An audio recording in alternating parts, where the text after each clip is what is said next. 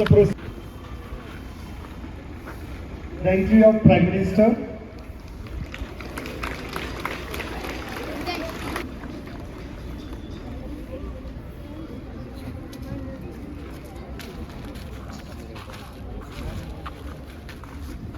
Speaker and General Secretary.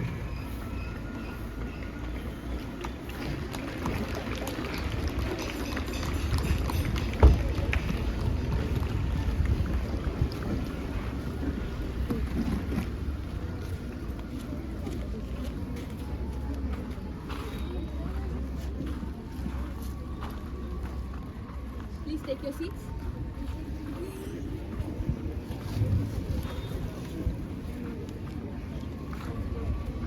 Now the Lok Sabha proceedings are going to be performed by our 9th standard students. Member to take the oath or affirmation. Secretary General, please. Shri Neha Gennur, who stands elected from the Dodbalapur constituency of Bengaluru, will now take the oath or affirmation. Shri Neha Gennur, Madam, do you want to take oath or affirmation? Oath, please. In which language would you like to take the oath? In English, please. I. I, Neha Gennur, having been elected as a member of Lower House of Youth Parliament, do swear in the name of God that I will bear true faith and allegiance to the Constitution of India as by the law established, that I will uphold the sovereignty and integrity of India, and I will faithfully discharge the duty upon which I am about to enter. Jai Hind. Prime Minister and leaders of the House. Ma'am, I rise to pay my tributes to Salumarda Timmakka, whose death has been deeply mourned by all. The venerable mother of trees, whose life was a monumental testament to dedicated environmental stewardship. Her tireless efforts in planting and nurturing thousands of trees have left an immortal green legacy that will continue to benefit generations, inspiring us all to protect and cherish nature. Her deep devotion to the environment, despite all hardships, makes her a true national icon whose memory we will always revere. May her soul rest in peace. Thank you. I associate myself with the tribute paid by my and the leader of the house. I had the privilege to work with Salumarada Timmakka as a follower. I would like to associate myself and my party in sending our condolences to the bereaved family. Ms. Speaker, I have pleasure in introducing to you and through you to the House my colleague, the new Minister, Ms. Neha Gennur, Minister of Health.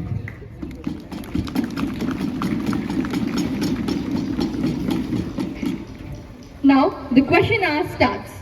Question number 101, Sri Sanvi. Pleasant morning, Honorable Speaker, Ma'am. I would like to ask my question to the Minister of Finance.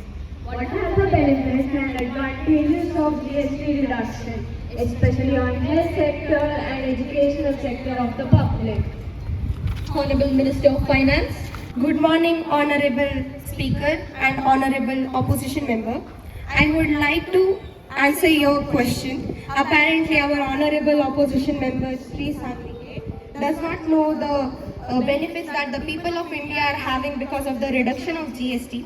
So I would like to enlighten you with this information that the GST on health insurance has been reduced to 0% because it makes policies more affordable and accessible. The government has also reduced the GST on educational centers. The formal education services are entirely tax-free, and the GST on education-related goods is also tax-free because education is the main key for development of our country. There are kids who cannot afford essential educational goods. The reduction of GST has also benefited in many better access for education. I hope my answer has satisfied your question.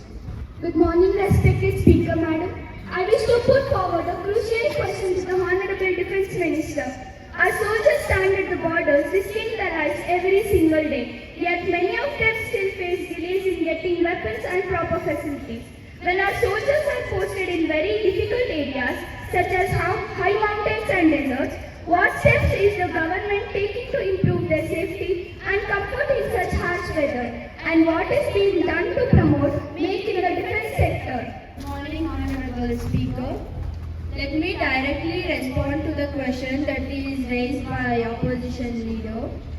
Our soldiers protect their nation in extremely tough climates, so their safety is our highest priority. The ministry has introduced advanced winter jackets, heated shelters, and improved medical support in high altitude areas.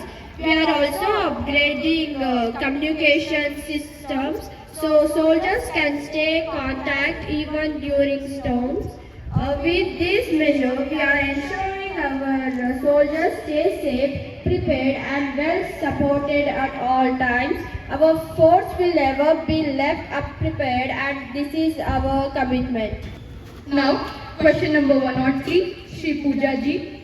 Good morning, Speaker ma'am.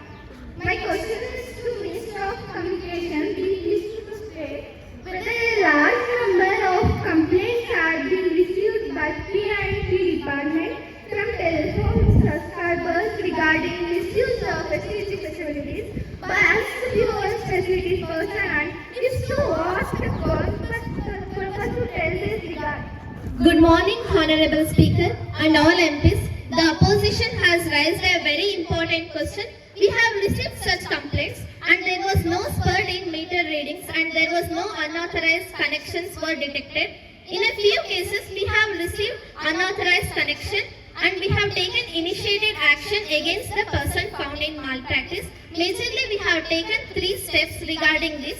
Amendment of Indian Telegraph Act to make unauthorized diversions offline. Third, we have import charts analyzers to detect any misuse of STD facility. And I am happy to inform this House that we have established Sanchar Sati portal and we have received 15 crore hits. I think my opposition is satisfied with my answer. If any queries, please let me know. Ma'am, will the Minister of Food, Civil Supply, be pleased to say the latest position of food grain reserve in the country, whether keeping in the lead the present drought situation, government has adequate stock of food grains to meet the requirements of the country, and if so, the measure proposed to be taken by government to deal with this please. Good morning, Honorable Speaker Madam and Honorable Members. Our food grain reserves are more than sufficient and we stand ready to ensure no citizen is left behind, as the total stock of food grains with the public agencies as in 1st January 1988. I would like to ask my question to the Railway Minister. Railway Department spends an estimate 1200 crore annually to clean the tobacco stains and from trains and stations. Instead, better to ban the tobaccos in our country so that crores of money will be saved and many people will be saved from the cancer disease. So what measures you would like to take up on that? Honorable Minister of Railway. Good morning, Honorable Speaker ma'am. Sir, I would like to inform that under Section 167 of the Railways Act 1989, which prohibits of smoking and other tobacco products in trains, violators can be punished by fine up to 100 rupees and even imprisonment up to 6 months. Since a bit more awareness is needed among the people, so we are also planning to soon launch awareness programs regarding these issues and implement more strict laws so people are serious. So any other questions, sir? Now, question number 106, Shri Pranita. Good morning, Honorable Speaker Madam. My question is addressed to Honorable Minister of Agriculture.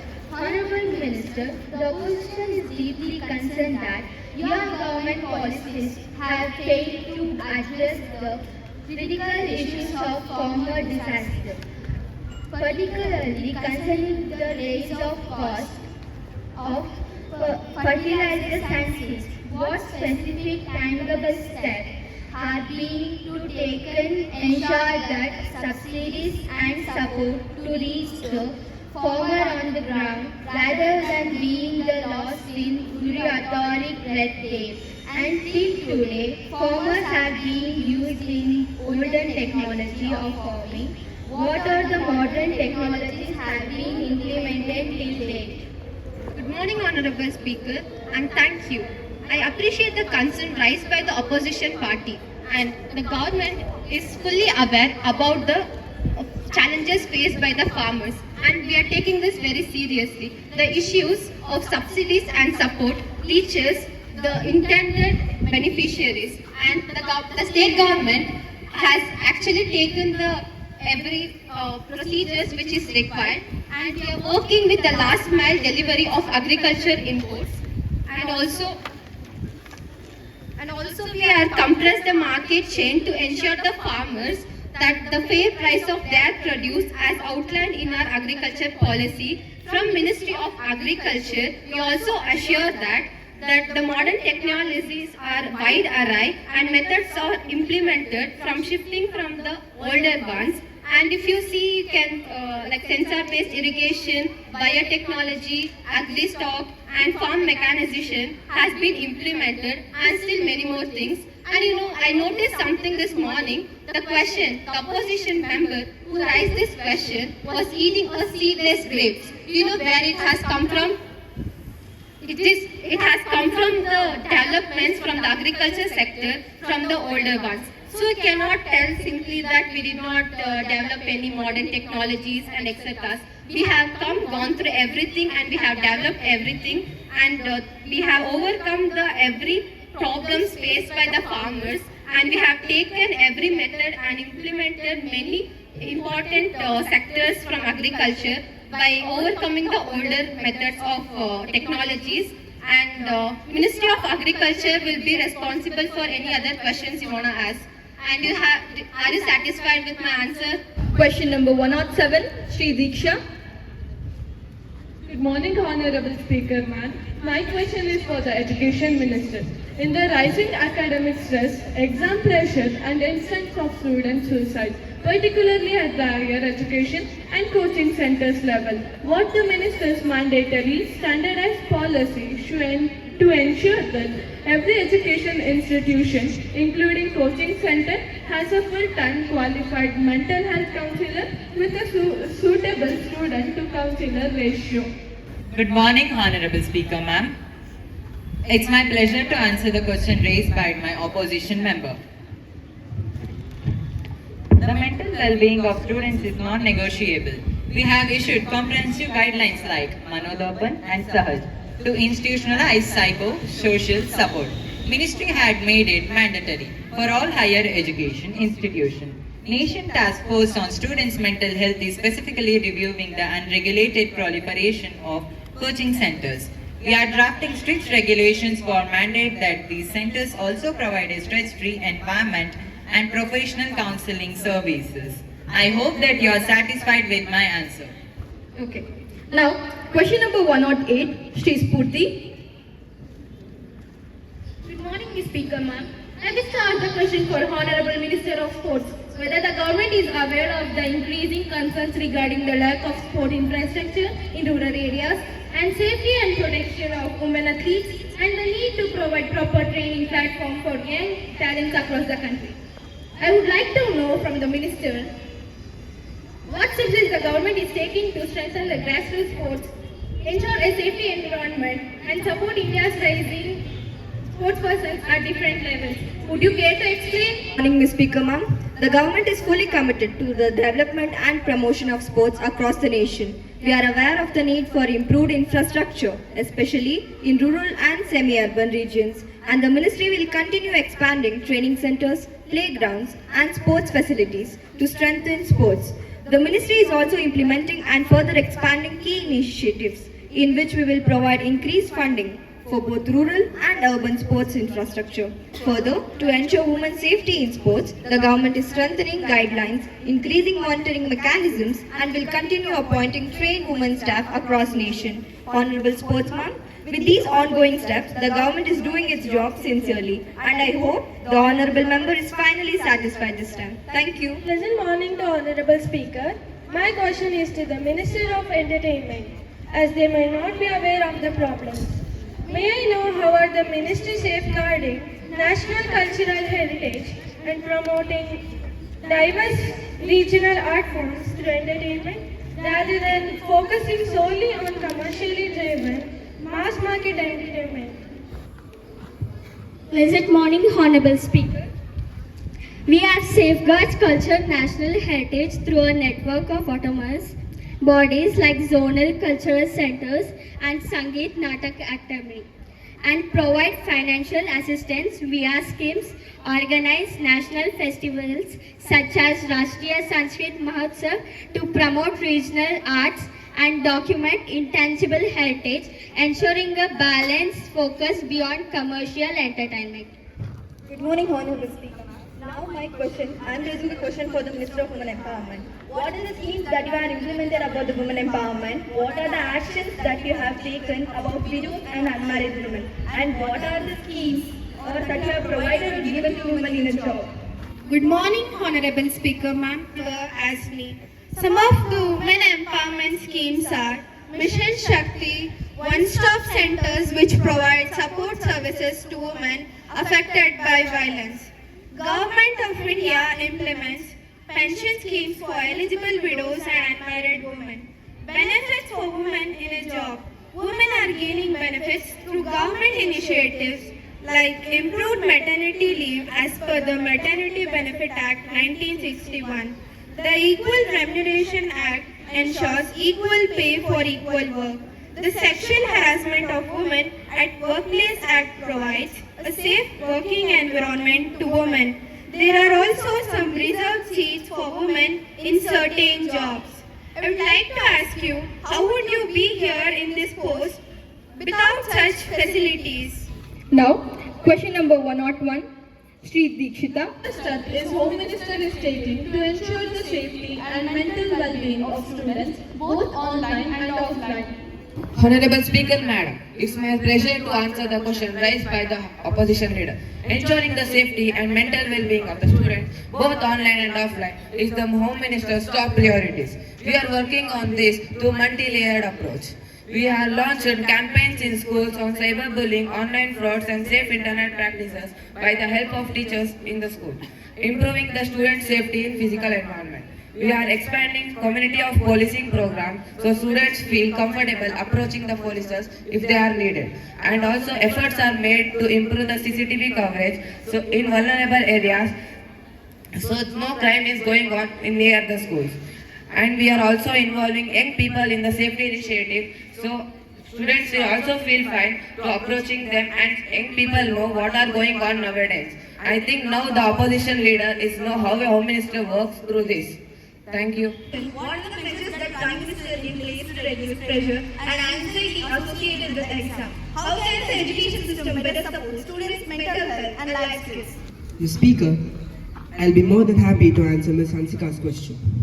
The measures in place to reduce exam pressure and anxiety often include implementing formative assessments that provide ongoing feedback and promoting mental health resources like counseling and mindfulness techniques, empowering students to think critically and navigate challenges effectively, which are essential for life skills. The education system can better support students' mental health and life skills by strengthening support structures through mentorship programs, raising awareness about mental health, and potentially limiting homework to enhance overall well-being. Incorporating activities like yoga to help students relax and soothe their minds. Now, the House is adjourned to meet again tomorrow at 11 a.m. Thank you.